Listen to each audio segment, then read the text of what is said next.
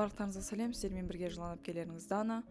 Және сіздермен бүгін өзімнің өмірімді түбегейлі өзгерткен жағдайменен бөліскім келіп тұр. Мен бір қолымда бүйтіп тұрмасам тұрамайды екенмін, достар. Қыздар және балдар, ешқашан таро, балгер, нумерология, астрология және де соған ұқсас дүниелерге мүлдем жоламаңыздар.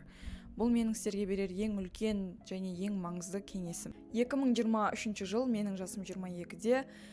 Сол жылдары мен осы дүниеге өте қатты кіріп кетіп, басымменен нумерологиядан бастадым, нумерологиядан кейін астрологияға кеттім, астрологиядан кейін мынау алақанның сызықтарымен істейтін болжайтын апалар болады ғой, сол апаларға барған болатынмын.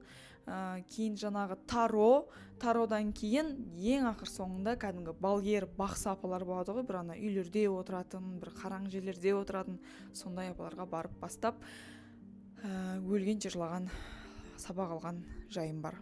Менің басы сол дүниеге кірген себебім өзіме деген үлкен сенімсіздік.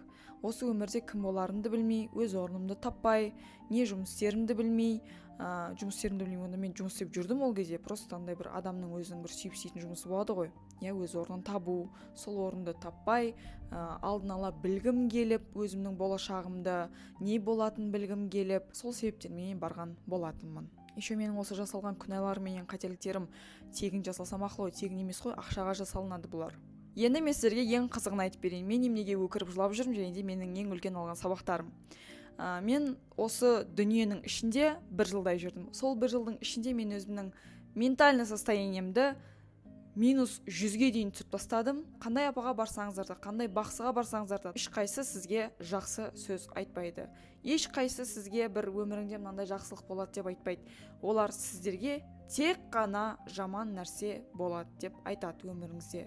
Анау өледі, немесе сен мынандай болып қаласың, жетістікке жетпейсің, сен ешкім болмайсың деген сияқты ауыр сөздерді сіздерге айтады. Соның салдарынан сіздер күнделікті уайымда, депрессияда, стрессте жүресіздер.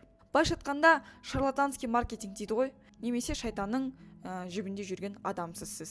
Тіпті сіздер ой мен сенбеймін айта береді деп айтсаңыздар да, ол апалардың, тәтелердің айтылған сөздері сіздердің мияларыңыздың түбіне барып жатып алады. Кейін өзіңіздің санаңызды өзіңіз солай улайсыз. Құдайға, Алла тағалаға емес, сол болмайтын адамдарға сендім, және де өзімнің жолымды өзім солай жауып тастадым. Менің Алла тағалам менің өмірімді маған жақсы етіп жазып қойған жоғарыда.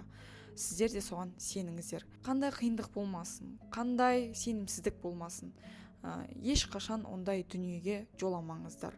Себебі ол апалар, ол дүниелер сіздерді тек қана жаман жерге алып келеді, және де бұл ең үлкен күнә болып есептеледі.